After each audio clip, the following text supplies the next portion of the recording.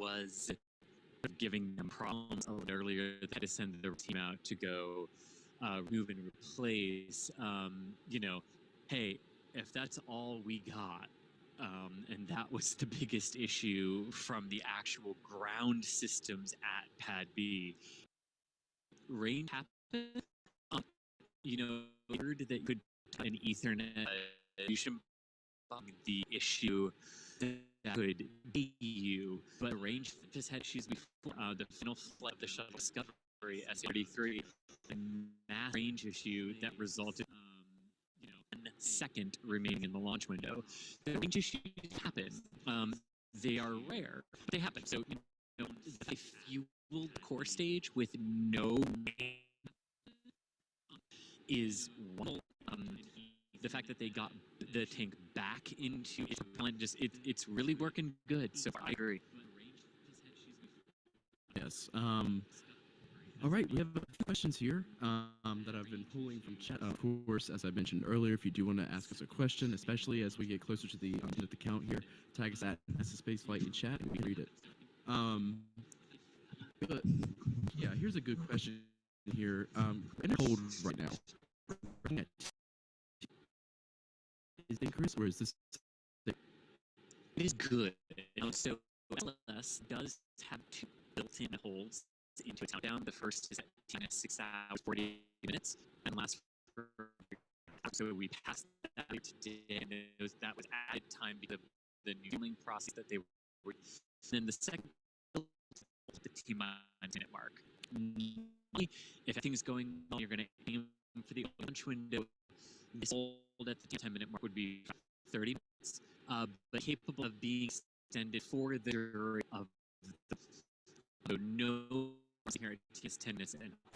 And in fact, if we were to pick the countdown and was top we needed for, and they stopped before 6 minutes, which is right before the core stage pressurizes for flight, they actually hold there at T-minus 6 minutes. As well, it's after you cross the 6-minute mark that you have limited to no based on how SLS is changing its configuration to lift off. So definitely, it's still.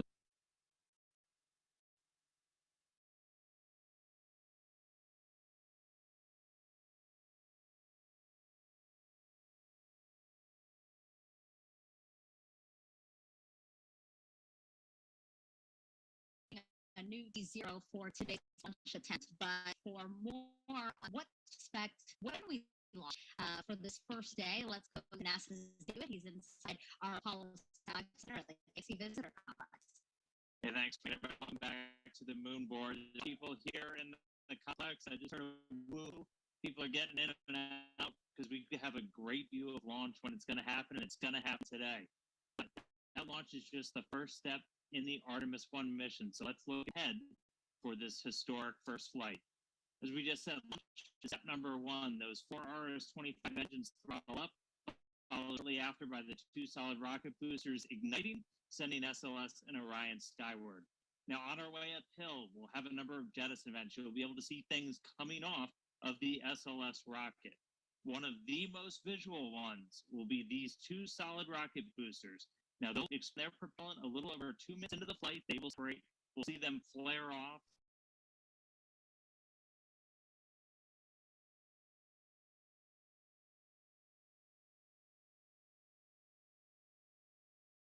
You could actually do aborts using engines on Orion and its service module. I will also note that on the launch abort system, it's got those 3 solid rocket motors. The jettison motor is active. The abort and the attitude ones are not for this flight. We don't have people, so we're not flying a fully active abort system. We also have 3 fairings that are there to protect Orion, the service module, and the crew module as we're flying up through the really dense parts of the Earth's atmosphere. Next up, we'll hit core stage separation. So we've got 4 main engines. We'll hear MECO, main engine cutoff. Those engines will shut down. The core stage will separate, drop away. It's eventually going to splash down in the ocean. And that hands over the propulsion duties to this, our upper stage, the Interim Cryogenic Propulsion Stage, or ICPS.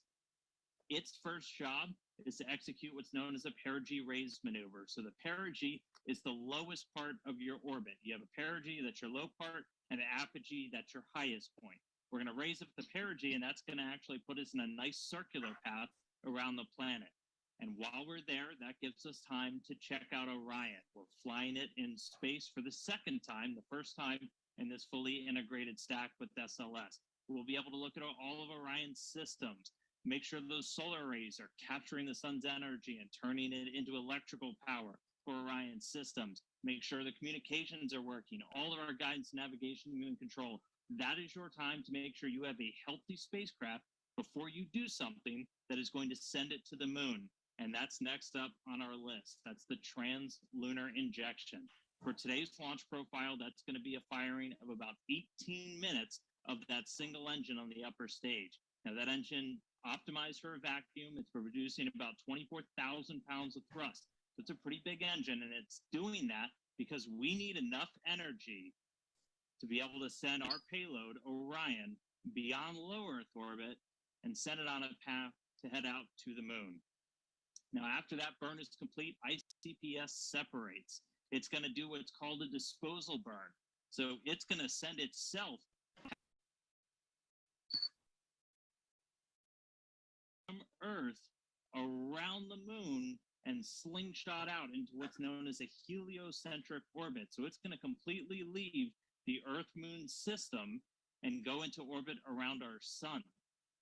But after it separates, propulsion duties get handed over to this, the European Service Module. And it's got a couple of different engines that it's going to be using, and we're going to be testing those out just on day one. We're going to do what's called the Outbound Trajectory Correction Burn 1.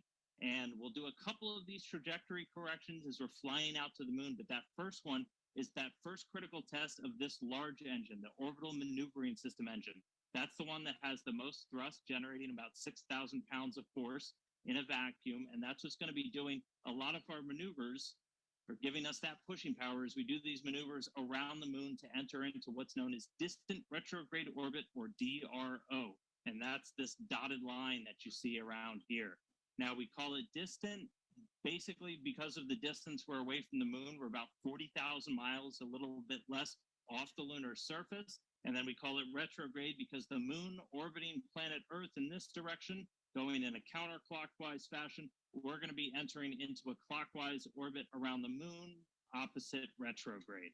Now, to do that, we're going to get in close. We're going to dip in off the lunar surface. We're going to be about 80 miles, 80 statute miles off the lunar surface as we do this outbound powered flyby. Again, the major thrust coming from that orbital maneuvering system engine.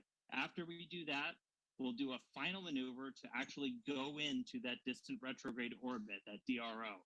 Now, why DRO? Why are we not just going around the moon and coming back on like a free return trajectory, which you did on some of the Apollo missions? Well, in DRO, it's a very stable orbit. It doesn't require a lot of fuel to maintain that area around the moon. So it gives you a lot of time to really test the spacecraft.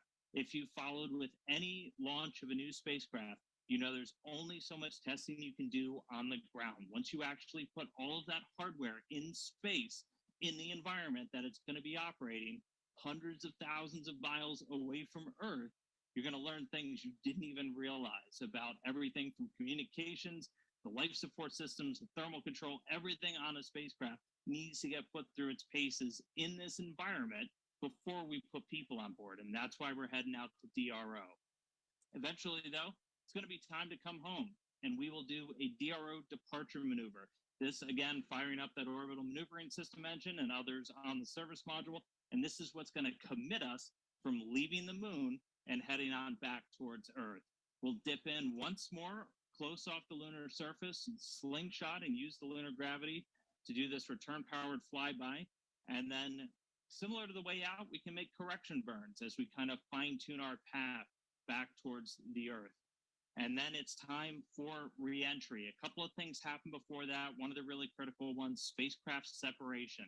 We're going to detach the European Service Module shortly before re-entry. Its job largely done. That burns up in the Earth's atmosphere and reveals on the crew module the heat shield. I circled it earlier. This is goal number one of the Artemis mission. Artemis 1 mission is testing this heat shield at lunar return velocities, because when we make that trip around the moon and we come back, we are going in speeds of excess of 20,000 miles an hour. So when we slam into the Earth's atmosphere, it's going to heat that thing up to more than 5,000 degrees Fahrenheit.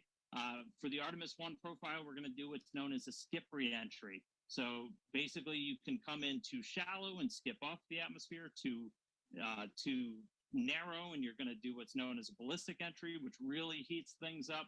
We're going to do kind of a mix where we're going to skip once off the atmosphere, and that we're still going to get the heat, but that helps to reduce some of the G loads on the crew. Once you're through that, you get to parachute deploy. There's 11 parachutes in total that are going to slow Orion down before it splashes down. We're going to be going from 20,000 miles an hour to about 300 miles an hour before those parachutes deploy, and then they do a final job of getting it in the water in the South Pacific. We've got these big orange balloons. That's an uprighting system, so even if Orion landed in the water upside down, those can inflate, and they put us back upright into what's known as stable 1. That's where you want your spacecraft to be, nice and upright in the water, especially if you're an astronaut in there floating.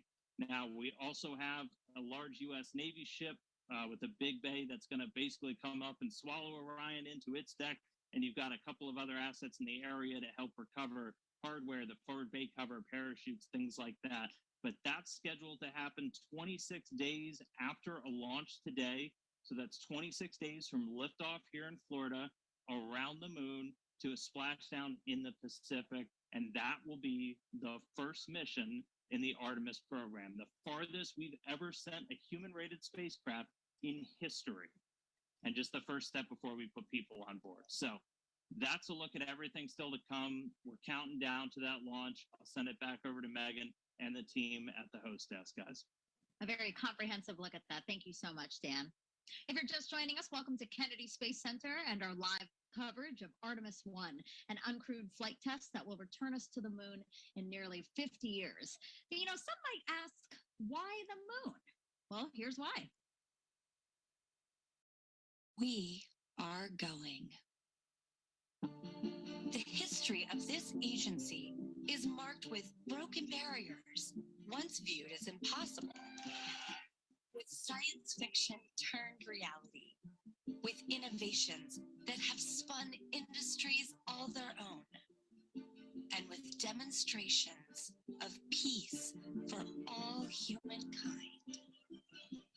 We soar in the skies of our home planet. We maintain a human presence just outside of gravity, and we touch points all across the solar system and beyond. We're going back to the moon, and this is why. The moon is a treasure trove of science. It holds opportunities for us to make discoveries about our home planet, about our sun, and about our solar system. The wealth of knowledge to be gleaned from the moon will inspire a new generation of thought and action. Without fail, every major program and mission NASA has invested in has led to technologies and capabilities that have shaped our culture. The breakthroughs of the Artemis era will define our generation and the generations to follow. The tens of thousands of jobs associated with propelling us to the moon today are just the beginning of a lunar economy that will see hundreds of thousands of new jobs develop around the world. This is not an ambition of one entity or one country. The exploration of the moon is a shared effort, Woven together by a desire for the greater good. Why the moon? Because the missions of tomorrow will be sparked by the accomplishments of the Artemis generation today. Because the ambition to go has already begun. and because Mars is calling. We need to learn what it takes to establish community on another cosmic shore. So let's camp close before pushing out. And so, we go to the moon now, not as a series of isolated missions, but to build a community on and around the moon, capable of proving how to live on other worlds.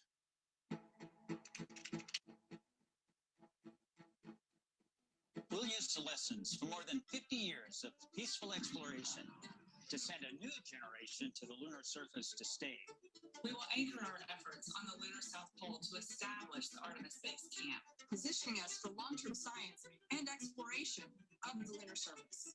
We will prove what it takes to assemble a complex ship in deep space. We will perfect descending down to and returning from a distant surface. We will learn how humans can survive and thrive in a partial gravity environment. With improved spacesuit designs, mobile habitats, and with reconnaissance robots pre-positioning and relocating supplies. We will learn how to utilize the resources we find on this world, starting with finding water rights and purifying it to drinkable water. And finding that which advocates of fuel and oxygen to breathe. We will establish fission power plants on the surface of the moon, capable of supporting a growing community of efforts. And we will expand the logistics supply chain to enable commercial and international partners. To resupply and refuel deep space outposts. None of this is simple or easy, but nothing in our history ever has been. You got a bunch of guys about to turn blue. We're breathing again. Thanks a lot. This kind of continuous lunar presence is a natural extension of all that we've learned in low Earth orbit. And what we will accomplish there will ensure the monumental missions to Mars are within reach. As we ready the launch of the first Artemis mission, and as commercial companies ready their lunar landers for the first private payload deliveries, we have already begun to take the next step.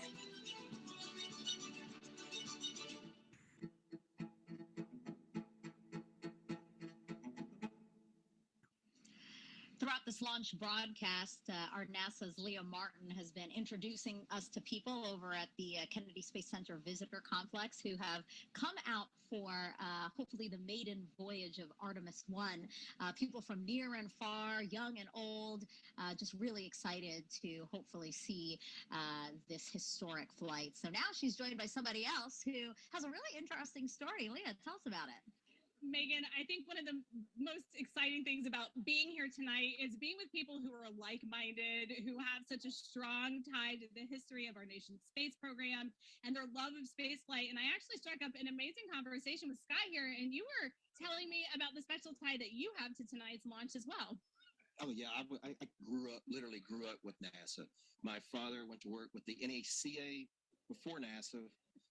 Went to work for Dr. Von Braun, followed him over to Marshall Space Flight Center, and became, when it became NASA, he worked on the Jupiter C, Redstone, Saturn I, Saturn V, and then because of that, he brought me here to see Apollo 11 launch. So that was my first launch. I was 5 years old. I loved it. Still remember the sound. That's about all.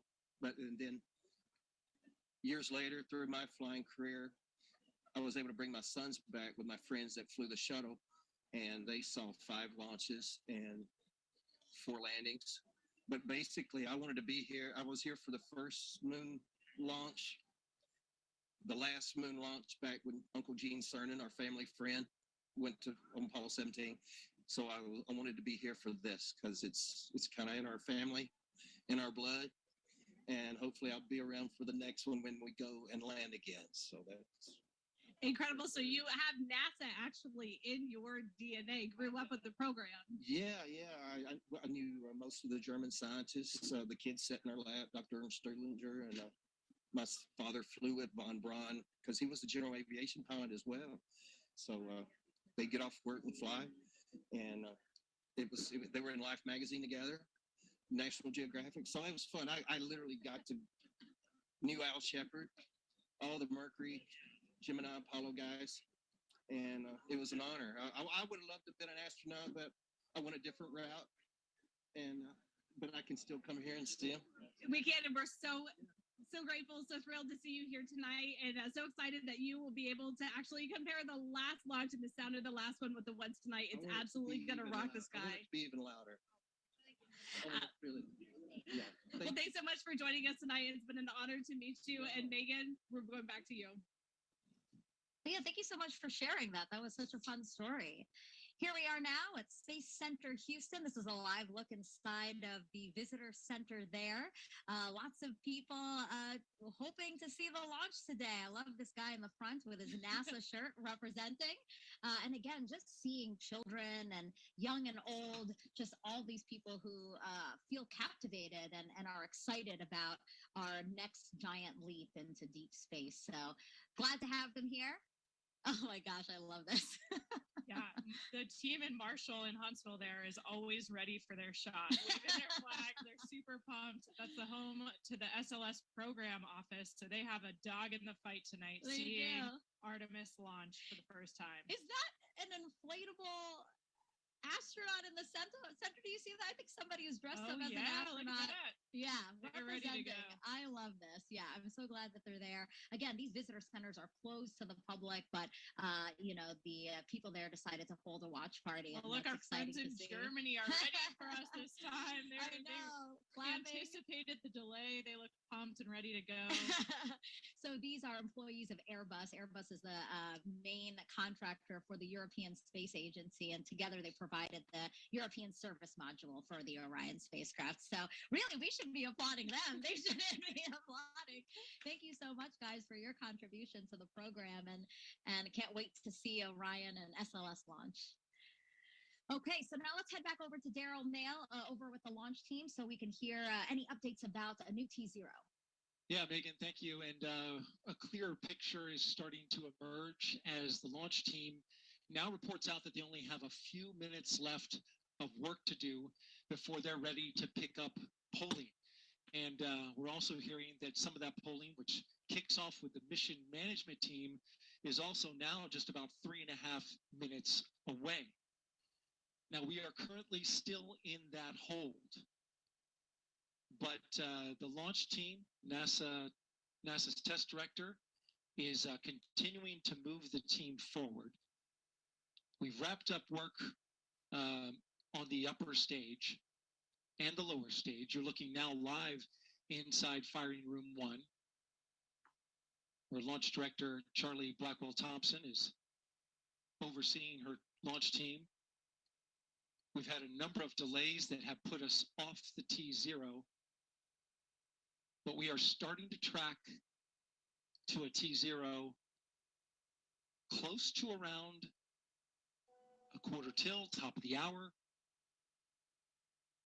But we do need to have some polling that takes place. I'm pausing now because I'm listening in to the teams as they communicate.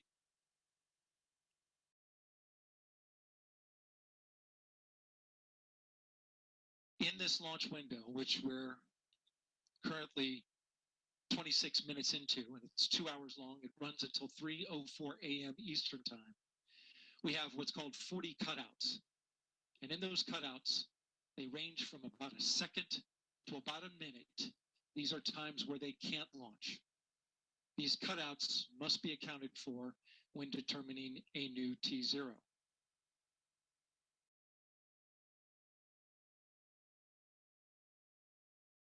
The upper stage of the rocket, which was the last to get ready and configured, just recently, the team cycled the liquid hydrogen valves, which is required. And they are currently working on the LO2 valves, liquid oxygen valves in the upper stage. That work is almost done.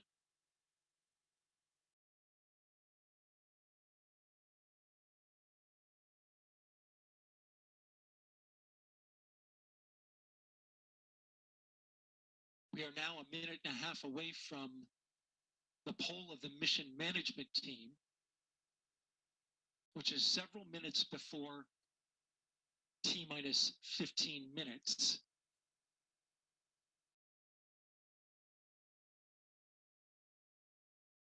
When that poll starts, we'll get a clearer picture of our T0.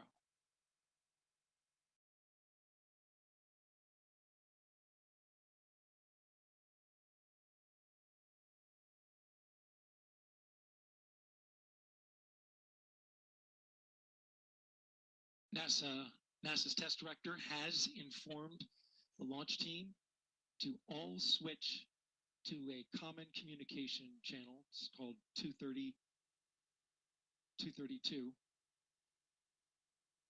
And what this means is that the entire launch team is now on one channel, and all future communication will happen there. Whereas there are many channels.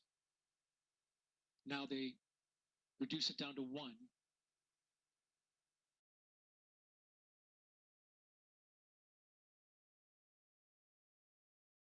Just heard from NASA test director Carlos Monge. I'm sorry, Jeff Spalding. Jeff Spalding's on. They swapped out.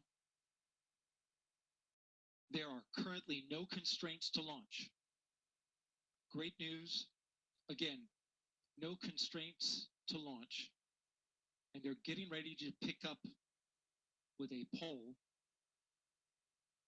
to determine readiness for launch.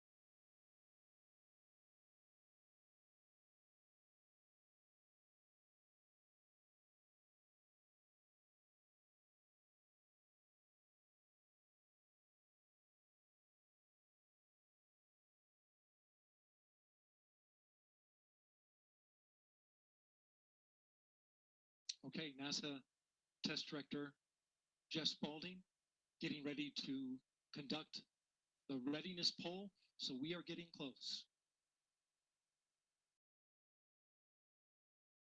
We're going to pull up the audio now so that you can listen in. Please go. And rockets go. All right, copy all. And Launch Director NTD, our launch team is ready to proceed at this time. I copy all NTD. At this time, I will proceed with my poll. And attention on 232, this is the launch director performing the final poll for launch. Verify no constraints and go for launch. EGS Program Chief Engineer. EGS Program Chief Engineer verifies that the EGS, SLS, and Arroyo Program Chief Engineers have no constraints and are go for launch. Copy, Greg. Thank you. EGS Chief Safety Officer. The EGS CSO verifies the SLS, Orion, and EGS CSOs have no constraints and are go for launch. Copy, John. Thank you. Range weather. Weather has no constraints and weather is go for launch. Copy, LWO and Mission Manager.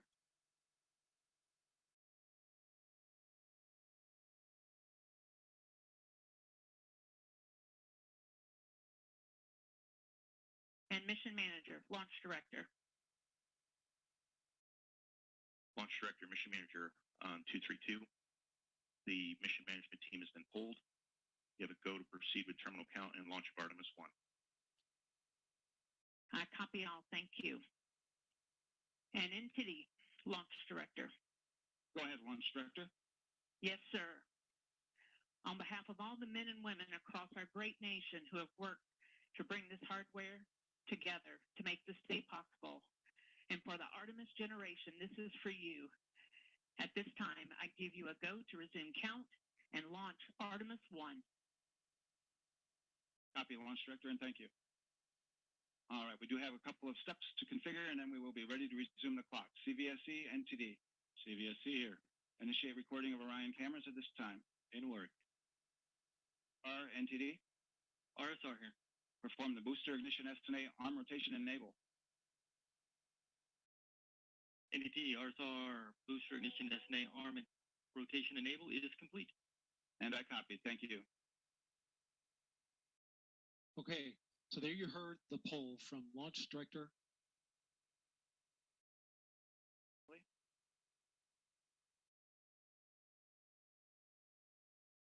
Getting ready to get that new T0 time.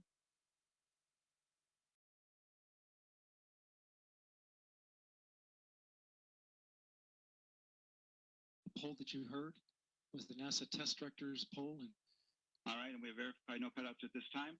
And all personnel, we are going to resume the clock. GLS, you can resume the clock on your mark. GLS copies. Countdown clock will resume on my mark. 3, 2, 1, mark. GLS mainline has been initiated. Okay. T-minus 10 minutes and counting. We are T-minus 10 minutes away from liftoff of Artemis 1. As you can see, the clock is now moving. Let's put that up. T-minus 9 minutes and 47 seconds. The L-minus 15 poll complete. Show 06, 47, 44 is the new liftoff time. Affirm. Okay.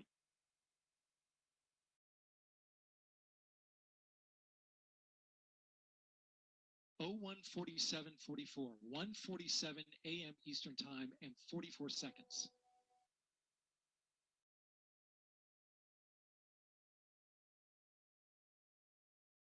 We went straight into terminal count.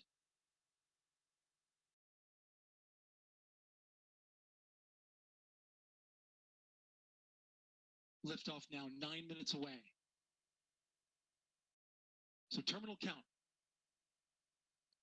Control has been given over to the GLS, the ground launch sequencer, a computer and software that is doing all of the commanding and monitoring of the Space Launch System.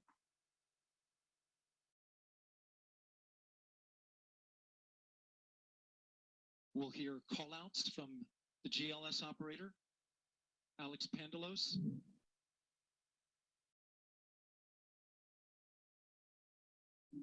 As well as NASA Test Director Jeff Spaulding. GLS is pre-tensioning the umbilicals at this very moment. You can see them as they run down the rocket.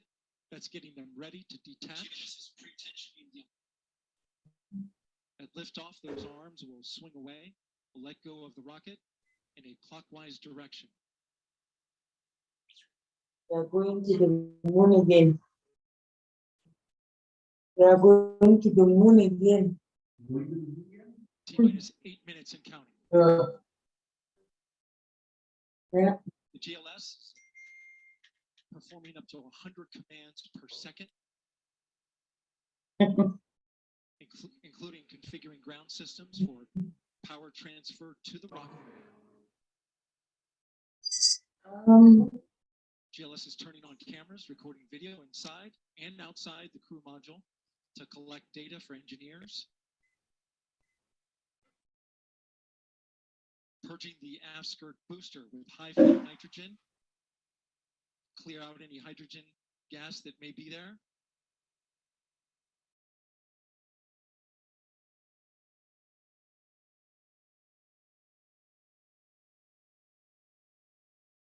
You can see the crew access arm is already retracted. When there is crew during Artemis 2, it would happen at T-minus 6 minutes.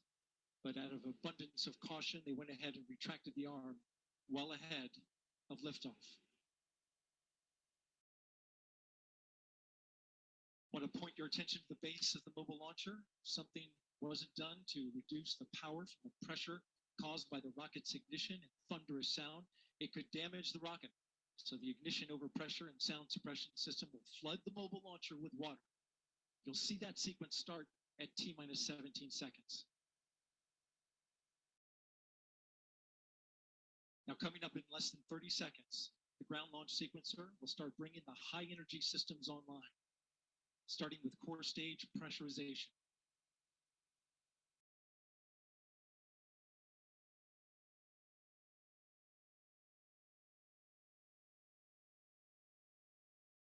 Fire Room 1 is completely silent as they listen for the next call.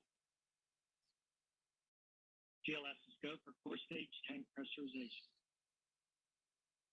The core stage tank is now pressurizing to flight levels. The replenish valve to the liquid hydrogen tank now closing. The liquid oxygen tank will come a little later. Now we're arming the Orion ascent pyros and transfer to internal power.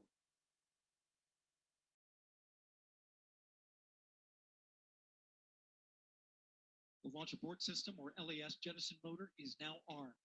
On this flight, the abort motor is inactive because there is no crew on board. Up next is the Flight Termination System, or FTS, which gives the Space Force the ability to destruct the rocket if it goes in the wrong direction. Let's listen in for that.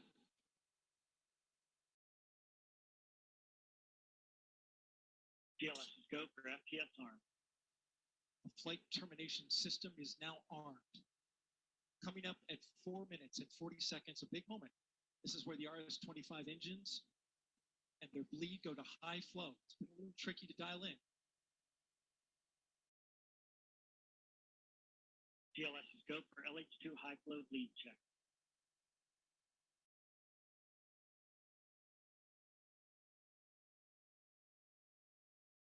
Good word, we've passed that. The cryo team got the LH2 engine bleed pressure loop dialed in. They are now at the right temperature for launch. The countdown continues. T-minus 4 minutes, 15 seconds. Up next, GLS fires up the KPUs. Those are high-speed turbines which provide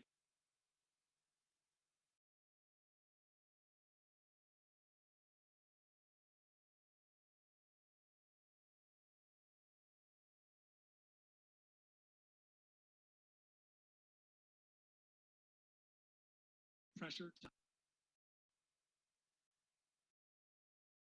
hydraulic pumps that steer the RS-25s. Stands for Core Stage Auxiliary Power Unit Start. GLS is go for core stage APU start. That now leads to the thrust vector control test at T-minus 2 minutes and 30 seconds. That can proceed now, and we will see the engines gimbal at the bottom of the core stage.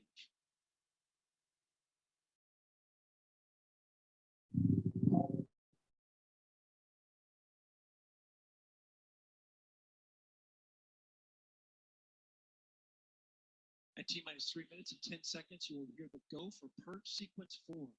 That's a helium purge of the 4 core stage engines downstream of the propellant valve, getting the air and moisture out.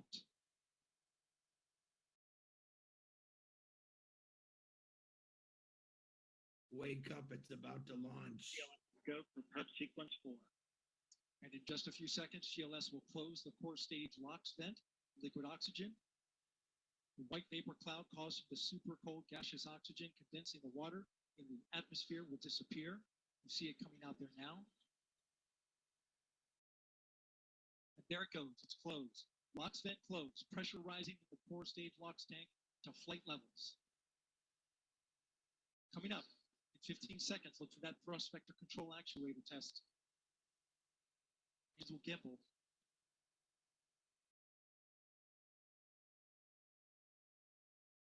And there they go.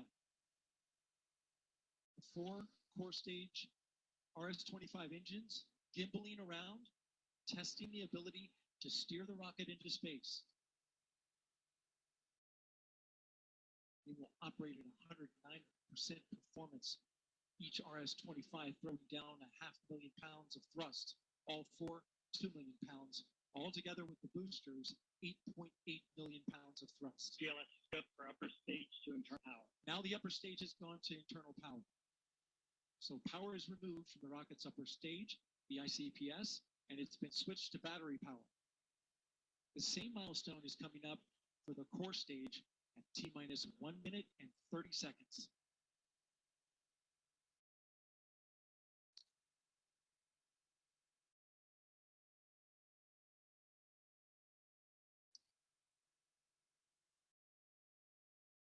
GLS is go for core stage to internal power. The rocket's core stage, which houses the 3 flight computers, is now on battery power. So there is no more hold time available because there's no more margin on the batteries. So if we have a hold, we'd have to recycle back to T-minus 10 minutes and recharge those batteries. The count continues. A note now, shortly after liftoff. 1 minute. Shortly after liftoff, Mission Control Houston will take control of the rocket. and my colleague, Leah Cheshire, will take over commentary. T-minus 50 seconds and counting. Coming up at T-minus 33 seconds, the GLS will hand off control to the ALS. This is the autonomous launch sequencer. On board the rocket, it will take over command and control of the rocket. But the ALS will check, make sure there's no holds coming from the ground up until T-minus 2 seconds. Go for ALS. And we are go for ALS. The Space Launch System is now counting down to liftoff of Orion on its maiden voyage to the moon. Launch team can no longer recycle the count. Sound suppressor water now flowing under the ML. And here we go. 10. Hydrogen burn-off igniters initiate. 7, 6, 5. 4 stage engine start. 3, 2, 1. Boosters in ignition. And liftoff of Artemis 1. We rise together back to the moon and beyond.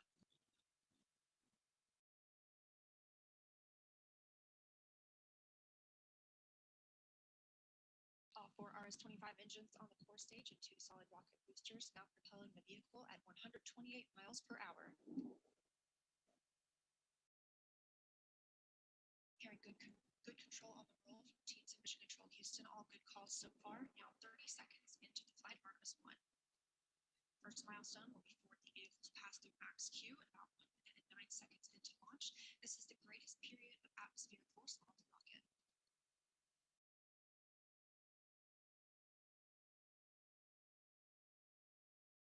SLS now traveling 607 miles per hour.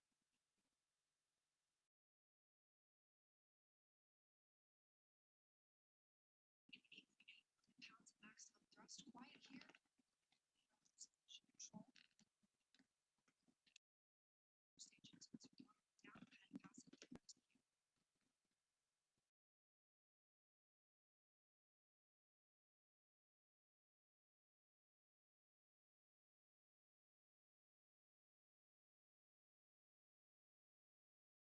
Traveling at 1,420 miles per hour.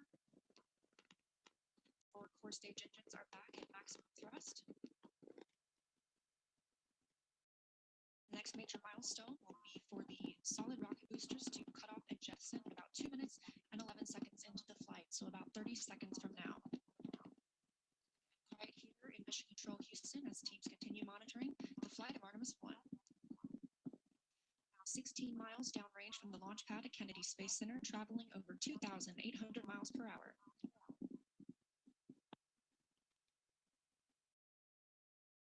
Standing by for solid rocket booster jettison and shortly thereafter.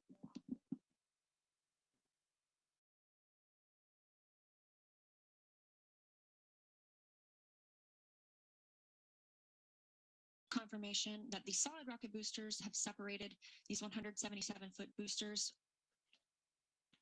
Now the core stage continues to power the flight of Orion, all 4 RS-25 engines firing, traveling over 3,400 miles per hour, 46 miles downrange. 2 minutes and 36 seconds into the flight. Hearing nominal calls here in Mission Control Houston. We've still got 4 good engines on the core stage. Next up, we'll be looking for the service module fairing to separate. This is 3 15 by 15 foot fairing panels, providing structural support, protecting the service module. Those will separate at about 3 minutes and 11 seconds into flight, and very shortly thereafter will be followed by the launch abort system separation. Just over 3 minutes into the flight of Artemis 1, now traveling over 4,060 miles per hour, 83 miles downrange. We just had confirmation that the service module fairing has separated.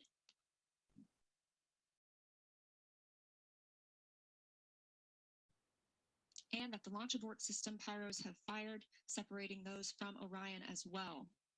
For future crew members,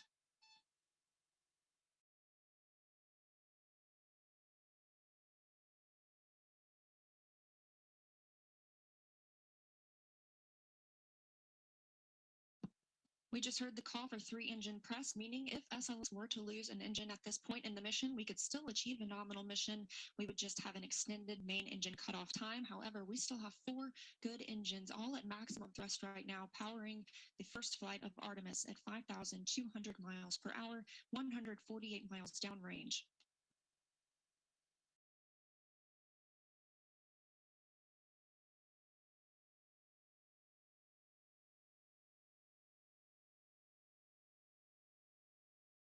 We're 4 minutes and 16 seconds into the flight of Artemis 1. So far, we've had clean ascent. We saw those solid rocket boosters jettison about 2 minutes and 11 seconds after liftoff. Shortly after, we had the service module panels, fairings separate, as well as the launch abort system. The launch abort system was inert for this flight, except to perform this separation. Those 4 core stage engines will continue to fire and power the flight of Artemis 1, now traveling over 6,800 miles per hour, 229 miles downrange. Booster flight controller reports that the engines are looking good.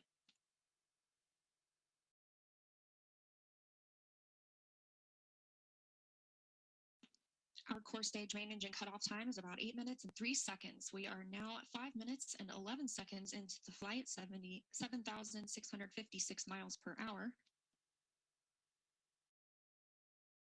Again, 4 good core stage engines, those 4 RS-25 engines. The last time those core stage engines flew, they were taking space shuttles to orbit. Now with upgraded capabilities, they're launching the future of human spaceflight.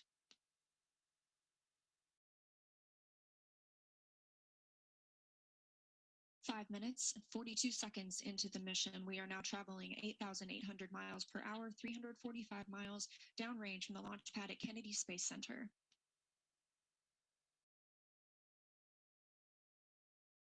Again, we are anticipating core stage main engine cutoff at about 8 minutes and 3 seconds. And about 10 seconds later, we'll see core stage separation, at which point Orion and the interim cryogenic propulsion stage will be flying free. Now traveling over 10,000 miles per hour, 6 minutes and 15 seconds into the flight of Artemis 1, 427 miles downrange. Quiet here on the loops in Mission Control Houston. Teams continue to monitor this first flight.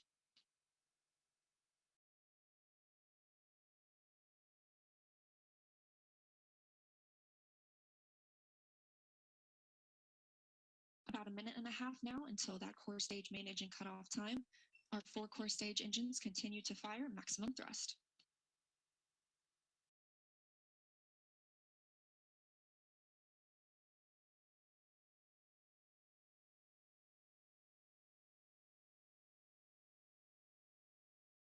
Coming up on 7 minutes since launch today, now traveling over 12,800 miles per hour, 563 miles downrange. Again, still quiet here in Mission Control Houston.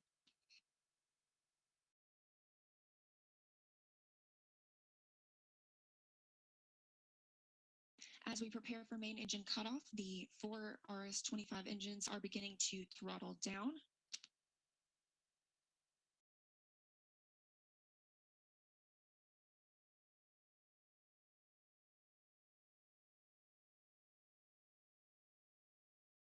"30 seconds now until core stage main engine cutoff. All 4 engines continue to throttle down.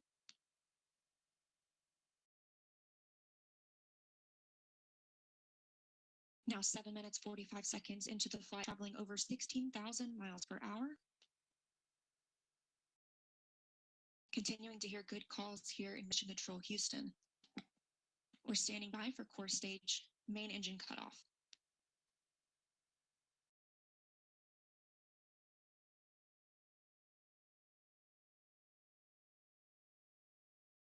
And we have confirmation of core stage main engine cutoff. Orion is now in Earth's orbit. The flight dynamics officer reports that we have a nominal main engine cutoff. And we just heard the call for core stage separation. That means Orion and the interim cryogenic propulsion stage are now flying free from the core stage of the Space Launch System. The next milestone will be solar array deploy approximately 18 minutes after liftoff. But before Orion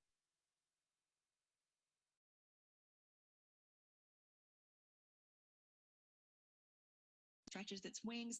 Let's check back in with our friends at Kennedy Space Center and hear all about what it was like to hear the rocket roar off the launch pad. Megan and Kayla, I've got to hear all about it. Well, if you're just joining us, welcome to NASA's Kennedy Space Center, where we just watched Artemis 1 launch, our first step towards our next adventure into deep space. As Leah said, I'm NASA's Megan Cruz, and this is NASA astronaut Kayla Barron. And I'm kind of still giddy and speechless. I don't even know how to explain how I'm feeling right now. I feel the same way. This is the first launch that I've been able to I watch in know. person.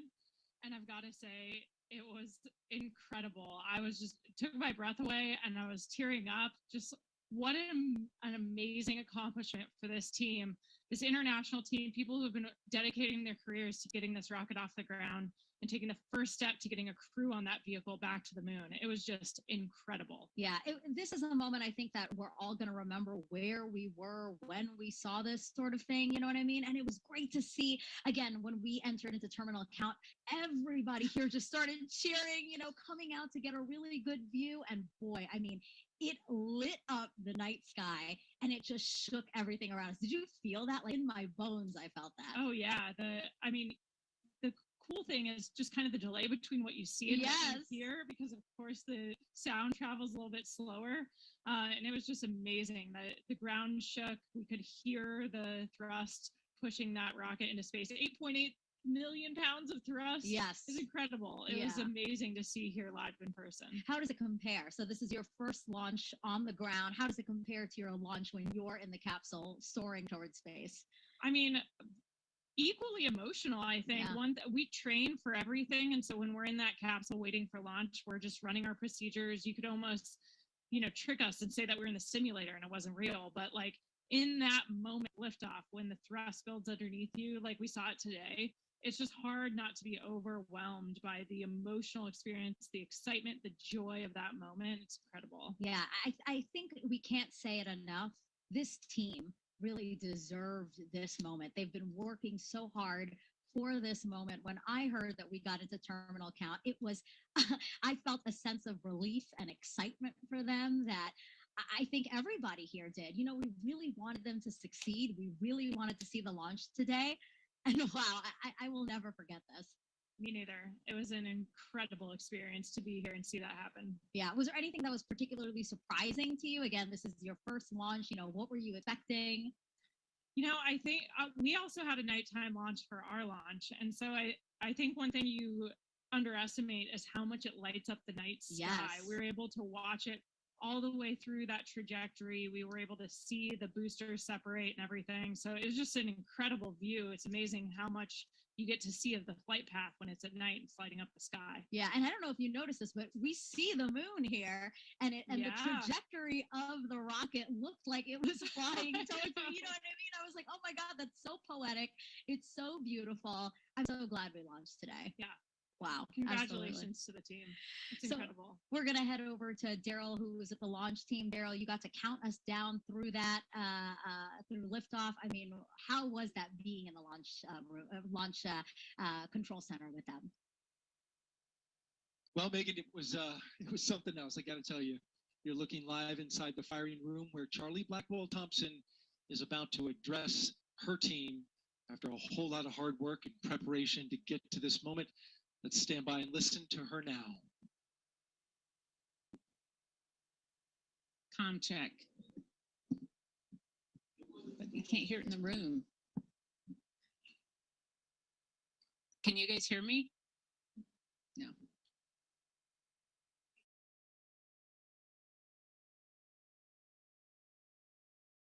Hear me, but the room can't. Can you hear? It's a guys.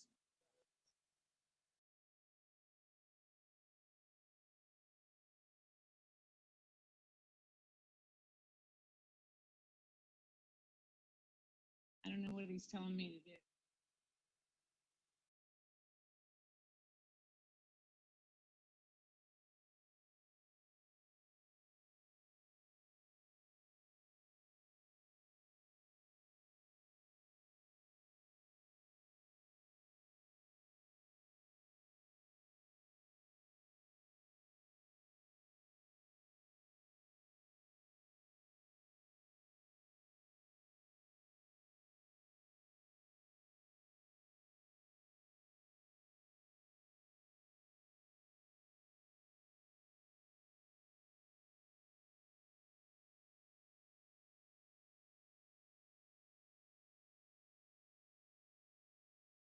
is here.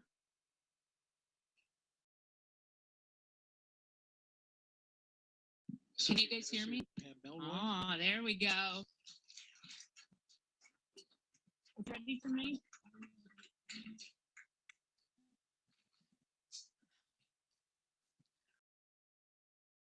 Well, for once, I might be speechless. So you guys know I have talked a lot about appreciating the moment that you're in.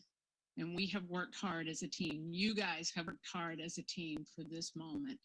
This is your moment.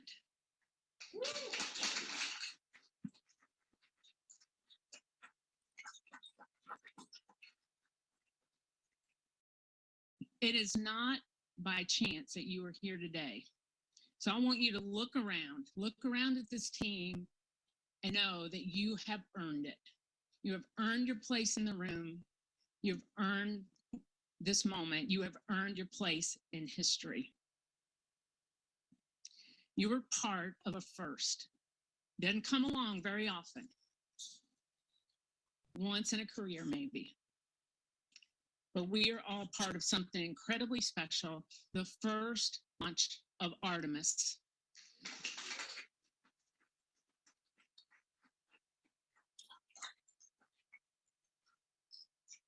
The first step in returning our country to the moon and on to Mars.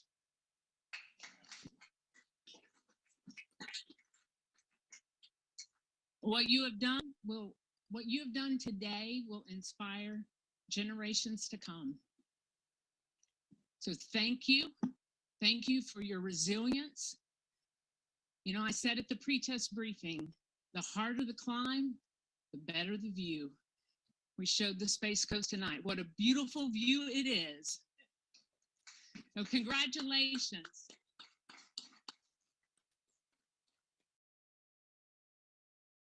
So we got a couple of traditions here in launch control. And the first one is when you're in the position for the first time, you get a tie cutting.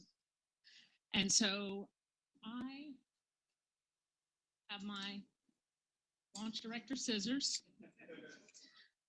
And I get my tie cut by a couple of legends that are here.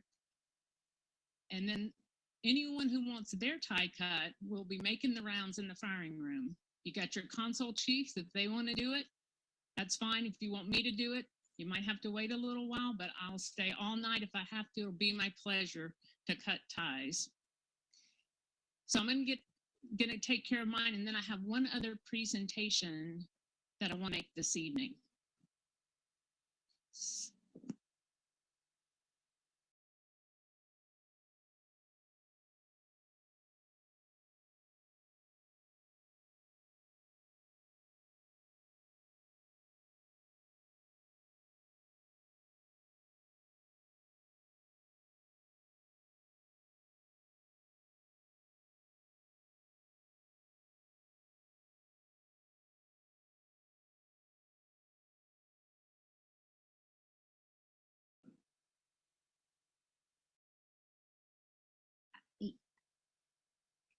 This is Charlie Blackwell Thompson, Artemis 1 launch director. She just got her tie cut. That is a tradition here at NASA. We just got to hear her talk to the team, and one thing that really stuck out to me that she said is that they've really earned their place in history. We're coming up on solar array deploy. Let's go on to Leah. Thanks, Megan. And yes, we're here in Mission Control Houston, still monitoring the Artemis 1 mission and the first flight of Orion atop the Space Launch System. So far, we saw successful liftoff at 1:47 a.m. Eastern Time, all the way through separation from the core stage. We now have Orion and the interim cryogenic propulsion stage flying free. And we've just heard that we have initiated solar array deploy. So we are turning our focus to that. The spacecraft was running on battery power, but stretching its wings will allow it to stop relying on those batteries and significantly extend the time it can stay in space. So solar array deploy takes about 12 minutes. We have 4 solar arrays that we need to deploy and latch. These will provide power to the spacecraft on its journey to distant retrograde orbit and all the way back to Earth. Once these are properly configured, no no longer need to rely solely on battery power. And we expect this to be done about 30 minutes after liftoff. Right now, we're 19 minutes since liftoff today. Orion is now traveling 17,175 miles per hour. We're continuing to hear good calls here in Mission Control Houston from the flight controllers monitoring the mission. A little bit about these solar arrays as we wait. Again, we heard the call that the deploy has been initiated. We'll hear a little bit more about that once they start to unfold. These 4 solar arrays generate 11 kilowatts of power, which is enough electricity to power 2 3-bedroom houses, and they have a wingspan of 63 feet. Just one of these 6.5 by 6.5 foot panels has 1,250 solar cells. So you're looking at a total of 15,000 solar cells. Thank you so much, everyone, for joining us. Congratulations, Artemis. Everyone, have a great evening in your